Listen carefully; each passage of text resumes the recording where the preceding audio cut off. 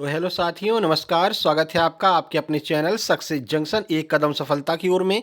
मेरा नाम है अतुल शुक्ला और हम लेकर के आ गए हैं आपके लिए एमपीटेट वर्ग 3 पात्रता परीक्षा 2024 24 नवंबर फर्स्ट शिफ्ट का एग्जाम एनालिसिस 100% रियल प्रश्न ही आपको यहाँ पर देखने को मिलने वाले हैं। और इंग्लिश के प्रश्न भी आज हमारे पास में काफ़ी सारे आ गए हैं और इंग्लिश का एग्जाम कल से स्टार्ट हो गया है। तो किस तरह के इंग्लिश के प्रश्न आ रहे हैं, कुछ तो हमारे पास प्रश्न भी आ गए हैं, मैथ के भी कुछ एज इट इज प्रश्न आ गए हैं, तो वो सब आपको हम बताने वाले हैं। उससे पहले वीडियो को लाइक करके चैनल को सब्सक्राइब कर लीजिए, जिससे कि 30 नवंबर तक हम लगातार एग्जाम एनालिसिस आपका करवाने वाले हैं, तो सारी वीडियो आप तक पहुंच सके। साथ ही साथ में महिला पर्यवेक्षक की भी क्लास बहुत जल्द शुरू होने वाली है और उसका भी पीडीएफ मिनिमम प्राइस में हम आपको प्रोवाइड कराएंगे। इसके अलावा बता दें भाई, जिन लोगों की बिल्कुल भी तैयारी नहीं है और चाहते हैं किसी भी तरह से एग्जाम क्वालिफाई हो जाए, तो वो यहाँ पर मात्र 15 रुपए में हमारी पीडीएफ खरीद सकते हैं और पीडीएफ को प्राप्त करके आराम से एग्जाम को क्वालिफाई कर सकते हैं। यहाँ पर हम आपको कुछ एग्जाम्पल दिखाने वाले हैं जिन लोगों ने पीडीएफ प्राप्त करके मात्र एक एक दो दो दिनों में एग्जाम को क्वालिफाई किया है। ठीक है, तो चलिए दिखा देते हैं कुछ आपको एग्जाम्पल और वीडियो को लाइक, चैनल को सब्सक्राइब जरूर कर लेना। देखिए, आज जो है कुछ प्रश्न हमारे पास भेजे गए हैं, तो इन लोगों ने सबने पीडीएफ ले रखी थी। देखिए, 94 नंबर आए हैं यशपाल सिंह परमार के और काफ़ी सारे क्वेश्चन यहाँ पर भेजे हैं इन्होंने। इसके अलावा देखिए, इनके पास में ईवीएस की पीडीएफ नंबर 8 यहाँ पर आपको देखने को मिल रही है। ठीक है, तो इन्होंने भी, इनका नाम यागवेंद्र झा है और 94 स्कोर किया है। ओनली वन नाइट स्टडी, केवल एक रात ये पढ़े थे और हमारी पीडीएफ भी इनके पास में सारी पहुंच गई थी, तो पीडीएफ को भी इनने अच्छे से पढ़ लिया था, रिवाइज कर लिया था और 94 नंबर लेकर के आए हैं, एग्जाम को क्वालिफाई कर गए हैं। बहुत बहुत कंग्रेचुलेसन आप दोनों लोगों को। इसके बाद में यहाँ पर देखिए, हेलो सर, मेरा नाम विकास कुमार है।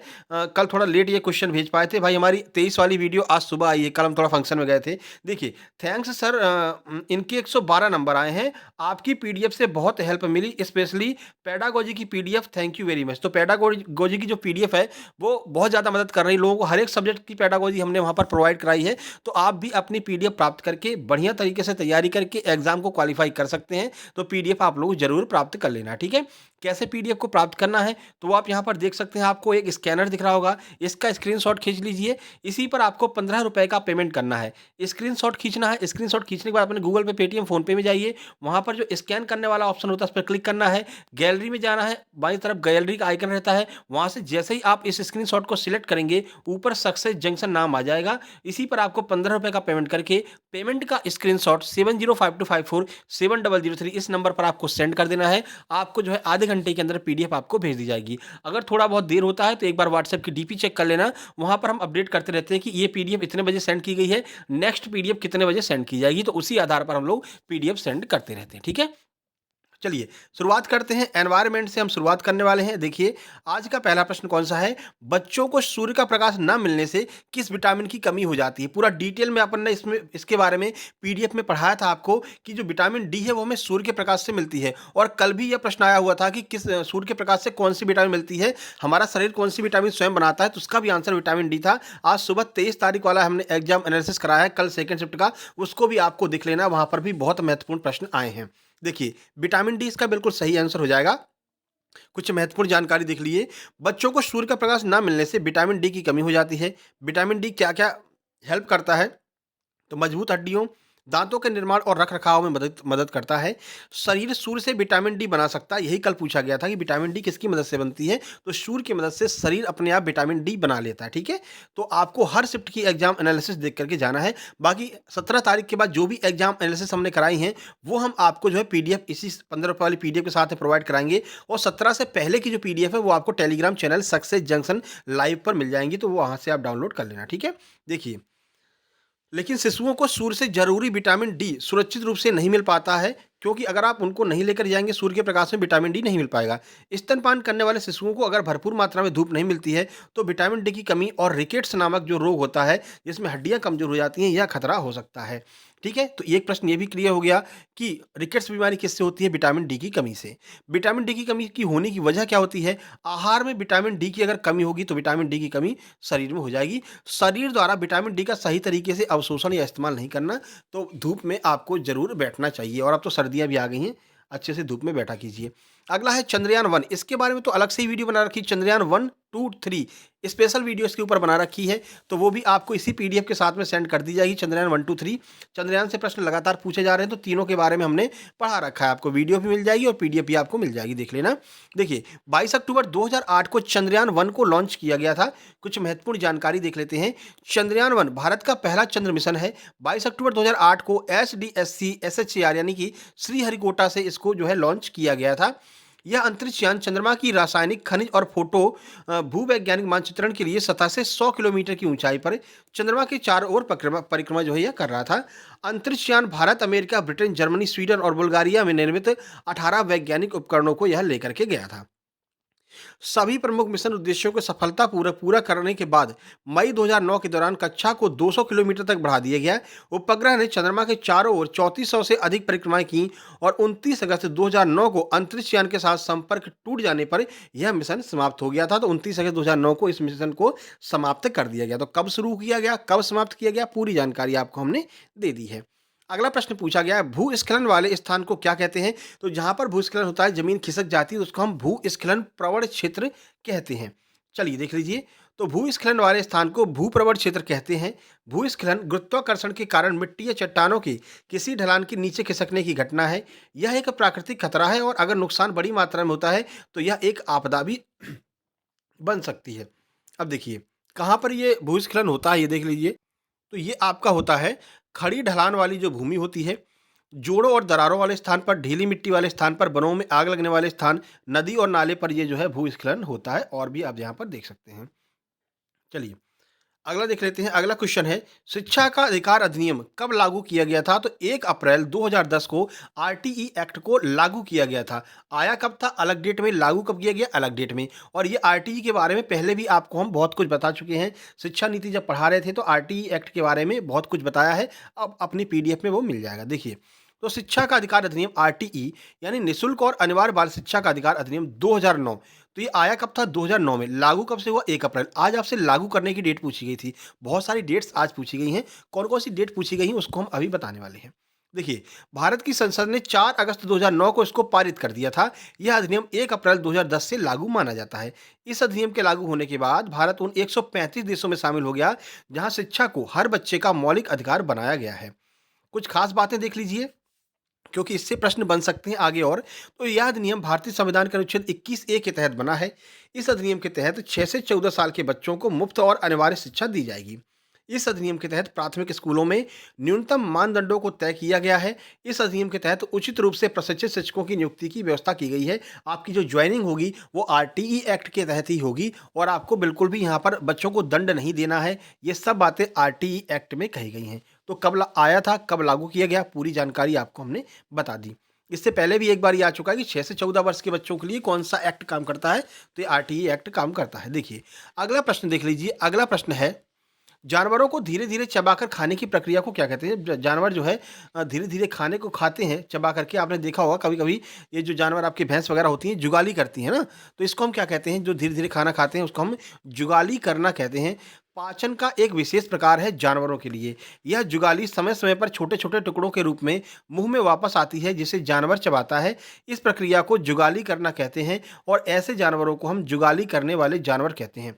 यहाँ से एक मोस्ट इंपोर्टेंट प्रश्न बनेगा, जब जानवर जुगाली करते हैं तो कौन सी गैस निकलती है, कौन सी गैस बाहर निकलती है? तो मीथेन गैस निकलती है। यह आपके लिए बहुत महत्वपूर्ण है। तो जानवरों के जुगाली से मीथेन गैस निकलती है और धान के खेतों से भी मीथेन गैस का स्त्रावण होता है। आगे बढ़ते हैं। ज्वालामुखी उद्गार से किस प्रकार की मिट्टी का निर्माण होता है? अपनी पीडीएफ में 3 से 4 बार करा चुके हैं और जो मिट्टी वाली अलग से पीडीएफ दी है उसमें भी इसके बारे में बताया है। तो वहां से ये प्रश्न बिल्कुल छपे आ रहे हैं। अब तो सारे प्रश्न लगभग अपने पीडीएफ से फंस रहे हैं। ठीक है, तो काली मिट्टी हम उसे कहते हैं। काली मिट्टी के बारे में महत्वपूर्ण जानकारी देख लीजिए। तो ज्वालामुखी के उद्गार से काली मिट्टी का निर्माण होता है। इसे लावा मिट्टी, कपास मिट्टी, रेगुर मिट्टी भी कहा जाता है। उत्तर प्रदेश में इसे करैल मिट्टी के नाम से भी जाना जाता है। और आज जो स्पेशल वीडियो आने वाली है वो आपके ग्रहों के ऊपर वीडियो आने वाली, क्योंकि ग्रहों से हर शिफ्ट में 1 से 2 प्रश्न पूछे जा रहे हैं। तो जितने 8 ग्रह हैं अपने, उनके कौन कौन से उपग्रह हैं, कितने उपग्रह हैं, किसके ज़्यादा किसके कम है, अभी थोड़ी देर बाद वीडियो आएगी, उसको आप जरूर देख लेना। ठीक है, तो ज्वालामुखी विस्फोट के बाद लावा के ठंडा होने और अपक्षय से काली मिट्टी का निर्माण होता है। काली मिट्टी में ह्यूमरस और लोहे की मात्रा ज़्यादा होती है। इसमें उच्च ग्रेड का मैग्नीशियम, चूना और एल्यूमीनियम भी होता है। डेक्कन ट्रैप जो उत्तर पश्चिमी डेक्कन पठार में है, काली मिट्टी का घर है। यहाँ पर सबसे ज़्यादा काली मिट्टी पाई जाती है क्योंकि यहाँ पर सबसे ज़्यादा ज्वालामुखी भी पाए जाते हैं। ठीक है? और यह जो है बहुत बार पूछा गया है, किस फसल के लिए उपयोगी है? तो कपास उगाने के लिए सबसे महत्वपूर्ण है काली मिट्टी, और ये प्रश्न 2 से 3 बार आपके इसी एग्ज़ाम में पूछा जा चुका है। देखिए अगला प्रश्न पूछा गया है, साल 1904 में प्राचीन इमारतों को संरक्षित रखने के लिए कौन-सा एक्ट बनाया गया था? यही लोग कह रहे हैं कि सर एक्ट वगैरह और डेट वाले क्वेश्चंस आजकल ज़्यादा पूछे जा रहे हैं। तो देखिए, प्राचीन स्मारक संरक्षण अधिनियम 6 जो है, ये आपका बनाया गया था 1904 में। 7 है, 7 है, ठीक है? देखिए 1904 में प्राचीन स्मारक संरक्षण अधिनियम 7 को मंजूरी दी गई थी। इस अधिनियम के तहत ऐतिहासिक स्मारकों को संरक्षित करने और उनके अधिकारों की घोषणा की गई थी। इस अधिनियम के तहत भारतीय पुरातत्व सर्वेक्षण एएसआई को प्राचीन स्मारकों को संरक्षित करने और उन्हें पुनर्स्थापित करने का काम सौंपा गया। तो एएसआई का फुल फॉर्म अभी पूछा गया था, तो याद रखना, भारतीय पुरातत्व सर्वेक्षण, इंडियन एर्कोलॉजिस्ट करके था कुछ ऐसे, ठीक है ना? तो ये आपका इसका फुल फॉर्म हो जाएगा। अगला देखिए, ऐतिहासिक इमारतों के संरक्षण से जुड़ी कुछ महत्वपूर्ण बातें देख लीजिए, कुछ जो आपके एक्ट पारित किए गए, क्योंकि एक्ट वाले जो है बहुत ज़्यादा क्वेश्चन पूछे जा रहे हैं। देखिए, तो साल 1863 में अधिनियम पारित किया गया था, जिसके तहत सरकार को ऐतिहासिक इमारतों को संरक्षित करने का अधिकार मिल गया था 1863 के एक्ट से। साल 1861 में भारतीय पुरातत्व सर्वेक्षण एएसआई को ऐतिहासिक इमारतों की सुरक्षा के लिए वैधानिक निधि देने की मान्यता हो गई कि तुमको पैसा दिया जाएगा, तुम जो जितनी भी ऐतिहासिक इमारतें हैं इनकी सुरक्षा कीजिएगा। बाकी यहाँ पर और बहुत सारी जानकारियाँ दी गई हैं अधिनियम के बारे में, ये आप देख लेना। हाँ, ये आपके लिए महत्वपूर्ण है। साल 1984 में भारतीय राष्ट्रीय कला और सांस्कृतिक विरासत ट्रस्ट इंटैक की स्थापना की गई थी। यह भी प्रश्न आपका एक बार इसी एमपीटेट के एग्जाम में पूछा गया है कि इंटैक की स्थापना कब की गई थी? 1984 में। ठीक है, ये भी आपको याद रखना है। फिर से एक डेट वाला प्रश्न पूछा है, कोठारी कमीशन कब बना था? तो 14 जुलाई 1964 को कोठारी कमीशन की स्थापना की गई थी। क्यों की गई थी? देखिए, तो इसका गठन 14 जुलाई 1964 को विश्वविद्यालय अनुदान आयोग के अध्यक्ष दौलत सिंह कोठारी की अध्यक्षता में किया गया था, इसलिए इस आयोग को कोठारी आयोग कहा जाता है।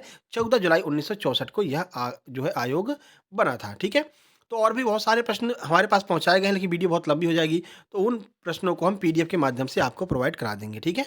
चलिए, हिंदी की बात कर लेते हैं। देखिए, तो हिंदी में क्या-क्या आज पूछा गया वो देख लीजिए। तो अवनी शब्द का विलोम क्या होगा? अवनी माने जानते हैं पृथ्वी होता है, तो पृथ्वी का विलोम क्या होगा? अंबर होगा, आकाश होगा, वो ऑप्शन पे डिपेंड करता है कि क्या ऑप्शन में दिया गया था, तो ये आपका विलोम हो जाएगा। एक मुहावरा पूछा था, एक प्रत्यय पूछा था, विलोम शब्द यही वाला पूछा जो आपको मैंने बता दिया।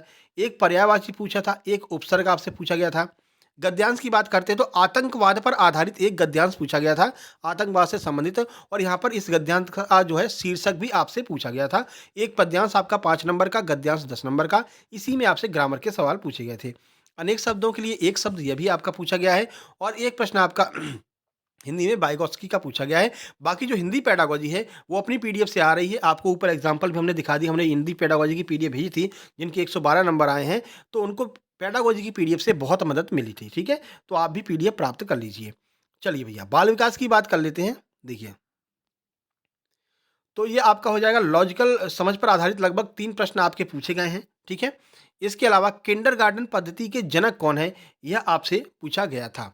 आगे बढ़ते हैं। देखिए, मूर्त संक्रियात्मक अवस्था का टाइम आपसे पूछा जा रहा है, सर्वे ऑफ इंडिया। तो ये ध्यान देना, जो एएसआई का फुल फॉर्म है वो आर्कियोलॉजिकल सर्वे ऑफ इंडिया है। थोड़ा सा इसको आप लोग दिमाग पे रखिएगा, अगर इंग्लिश में आता है तो इंग्लिश में आपको आर्कियोलॉजिकल सर्वे ऑफ इंडिया ध्यान रखना है। ठीक है, चलिए, उसके बाद में पियाजे के मूर्त संक्रियात्मक विकास की विशेषता क्या है, ये आपसे पूछा है। 2 प्रश्न पूछे गए हैं, एक तो टाइम पूछा है और एक आपका मूर्त संक्रियात्मक विकास की विशेषता पूछी गई है। एक प्रश्न आपका थानेडाइक का बना है। समावेशी शिक्षा से 2 प्रश्न बन रहे हैं। समावेशी शिक्षा की अलग से वीडियो बना रखी है, उसकी पीडीएफ भी आपको इसी 15 रुपए वाली पीडीएफ के साथ में मिल जाएगी। पशुपालन से अब प्रश्न पूछे जाने लगे हैं, 2 से 3 प्रश्न पशुपालन के पूछे जा रहे हैं, और पशुपालन भी हमने अपनी सीडीपी वाली पीडीएफ में करा रखा है, तो वो भी आपको वहाँ से मिल जाएगा। एक आपकी वाइगॉत्स्की थ्योरी और एक जॉन डीवी का प्रश्न भी आपसे पूछा गया है। बाकी कुछ लोगों का कहना सर संस्कृत नहीं हो रहा है, लेकिन संस्कृत के कुछ प्रश्न हमारे पास में आए हैं, तो संस्कृत और इंग्लिश ये पैरेलल चल रहा है, ठीक है ना? तो इंग्लिश के भी प्रश्न आपको बताएंगे। पैराग्राफ पूछा गया है आपका, जिसमें कि एक श्लोक वाला जो है पूछा गया है, ठीक है, और 10 नंबर का, 10 से 15 नंबर का पैराग्राफ पूछा जा रहा है। इसी पैराग्राफ में सारी ग्रामर आपसे पूछी जा रही है। वाच्य परिवर्तन, संधि विच्छेद पूछे जा रहे हैं, विभक्ति, और पेडागोजी आपकी पूछी जा रही है। इसके अलावा उपसर्ग, लकार, शुद्ध वाक्य और प्रत्यय जो है वो आपके संस्कृत में पूछे जा रहे हैं। ज़्यादा कुछ खास कठिन संस्कृत नहीं आ रही है। अगर आप गद्यांश को अच्छे से पढ़ लेंगे, समझ लेंगे, तो आप आसानी से कर सकते हैं। चलिए, मैथ की बात कर लेते हैं। देखिए, जैसा क्वेश्चन उसने भेजा था, वैसा का वैसा हमने कॉपी ही कर दिया, ठीक है ना? देखिए, तो क्वेश्चन भेजा था, एक रेक्टेंगल की जो ब्रेथ है, जो चौड़ाई है, वो 10 सेंटीमीटर है और जो एरिया है वो 1300 सेंटीमीटर वर्ग है। यदि लेंथ में 7 सेंटीमीटर इंक्रीज किया गया, तो बताइए पैरामीटर परिमाप आपसे पूछा गया था, ठीक है? यानी कि एक रेक्टेंगल है, एक आयत है, जिसकी जो चौड़ाई है 10 सेंटीमीटर है और जो उसका एरिया है वो आपका 1300 वर्ग सेंटीमीटर है। यदि उसकी लंबाई में 7 सेंटीमीटर की वृद्धि कर दी जाती है, तो उसका परिमाप कितना हो जाएगा, यह आपसे पूछा था। एक सर्कल का था, एक सर्कल की सरकमफेरेंस 15.4 है, तो इसका डायमीटर क्या होगा, यह आपसे पूछा गया था। जो भी आप अगर क्वेश्चन सॉल्व कर लें तो उसका आंसर जरूर बताइएगा, ठीक है, कमेंट बॉक्स में। उसके बाद में एक प्रश्न आपका, 1 से 2 प्रश्न आपके रेशियो के पूछे गए थे। त्रिभुज का क्षेत्रफल पूछा गया था। एक ये प्रश्न आया था, 2 की घात -1, 4 की घात -1 डिवाइड में 1/2 की घात -1, इसको सॉल्व करना था। ये आपका सिंप्लीफिकेशन में पूछा गया है, ठीक है। और आज हमें भैया साइन चेंज करने वाले प्रश्न भी मिल गए हैं। देखिए किस तरह के प्रश्न आ रहे हैं साइन चेंज वाले। तो ये आपको एक समीकरण दिया रहेगा, यहाँ आपको साइन चेंज करना रहेगा, डिजिट का और साइन दोनों। तो डिजिट और साइन चेंज करके सॉल्व करना था। 8 और 2 को इंटरचेंज करना था, यानी इन दोनों को इंटरचेंज करना था और माइनस और गुणा को इंटरचेंज करना था। तो गुणा की जगह पर आपको माइनस करना है और माइनस की जगह पर गुणा करना है। 8 की जगह पर 2, 2 की जगह पर 8, फिर इसको सॉल्व करके आंसर ले आना था। इस तरह के प्रश्न आपके जो हैं एग्जाम में 3 प्रश्न पूछे जा रहे हैं, तो अच्छे से इनकी प्रैक्टिस करके जाइए। बाकी संख्या पद्धति, नंबर सिस्टम से प्रश्न आ रहे हैं, भिन्न से प्रश्न आ रहे हैं, कंपैरिजन वाले, कौन सी बड़ी है, कौन सी छोटी है, ठीक है। और मैथ पेडागोजी अपनी पेडागोजी वाली पीडीएफ से मिल जाएगी, उससे बाहर नहीं जाने वाली है। पेडागोजी पीडीएफ आप लोग मैथ वाली प्राप्त कर लेना इसी 15 वाले के साथ में। गणित शिक्षण विधियाँ वो भी आपको पीडीएफ में साथ में ही मिल जाएंगी, ठीक है। बाकी 2 प्रश्न बॉडमास से और 3 प्रश्न चिन्ह परिवर्तन के थे, जो हमने आपको बता दिए हैं। चलिए इंग्लिश देख लेते हैं, जिसका सबसे ज़्यादा इंतजार है, नया-नया शुरू हुआ है। तो इसमें आपका 10 नंबर का पैसेज आ रहा है, जो कि आज आपका सरस्वती पूजा पर इंग्लिश का पैसेज आया था। उसी में से आपको बहुत सारे प्रश्न पूछे गए थे। आपका पैसेज और पोएम, इन दोनों के टाइटल भी आपसे पूछे जा रहे हैं, ठीक है। एक प्रश्न आया था, he is dead dash good. अब इसमें क्या होगा, वेरी होगा, मच होगा, टू होगा या फिर द होगा। यह आपको भरने के लिए प्रश्न आया था। फिलर्स के भी 2 से 3 प्रश्न हैं। पार्ट ऑफ इसकी स्पीच की 4 से 6 प्रश्न आपके आ रहे हैं, थोड़ा-सा इसको देख करके जाइएगा। इसके बाद में जो नियरेस्ट वर्ड है, जो सिनोनिम्स होता है, उसको नियरेस्ट वर्ड करके दिया गया है। एक प्रश्न ये आया है। एक आपका अपोजिट वर्ड, जो एंटोनिम है, उसे अपोजिट वर्ड कहा है, उसका भी एक प्रश्न मिला है। 2 प्रश्न आपके टेंस के मिले हैं, एक प्रश्न आपका प्रीपोजिशन से मिला है। इसके अलावा जो पेडागोजी है, रिसेप्टिव स्किल का एक प्रश्न आया था। तो लिसनिंग जो है वो रिसेप्टिव स्किल के अंतर्गत आती है। ऑप्शन में दिया गया था, ये आंसर हो जाएगा। एक आपका एनएसआरडब्ल्यू से भी एक प्रश्न आया है और फिलर्स के 2 प्रश्न देखने को मिले, जिसमें से एक हमको एज इट इज मिल गया था, वो हमने आपको ऊपर बता दिया, ठीक है। बाकी एडवर्ब, मतलब 4 आपके ऑप्शन दिए गए थे, उनमें बोला गया था ए एडवर्ब कौन सा है, यानी एडवर्ब के नाम आपसे पूछे गए थे, ठीक है। इसके बाद में पोएम एंड पैसेज दोनों के टाइटल्स आपसे पूछे जा रहे हैं, तो थोड़ा सा प्रैक्टिस करके जाइएगा। एडजेक्टिव का भी आपका एक प्रश्न पूछा गया है। तो इस तरह की आपकी इंग्लिश आ रही है, बिल्कुल भी आपको परेशान नहीं होना है। डेली हम आपको एनालिसिस लेकर के आएंगे, डेली आपको बताएंगे कि क्या क्या चेंजमेंट यहाँ पर आ रहा है। इसके बाद में आपकी ग्रह और उपग्रह वाली वीडियो आएगी और फिर उसके बाद में सेकेंड शिफ्ट का एग्जाम एनालिसिस शाम को 7 बजे, ठीक है। बाकी जिनको भी पीडीएफ प्राप्त करनी है, इसका स्क्रीनशॉट खींच लीजिए और पीडीएफ प्राप्त कर लीजिए। यहाँ पर एक और फोटो आपको दिखा देते हैं। देखिए, यहाँ पर इनका भी आज एग्जाम था। यहाँ ये हैं, देखिए यहाँ पर इनके तो 113 नंबर आए हैं। कल इनके बारे में हमने आपको बताया था, इन्होंने भी हमारी पीडीएफ ली थी। और यहाँ पर देखिए, इनको 21 और 22 नवंबर की पीडीएफ इन्होंने मांगी थी।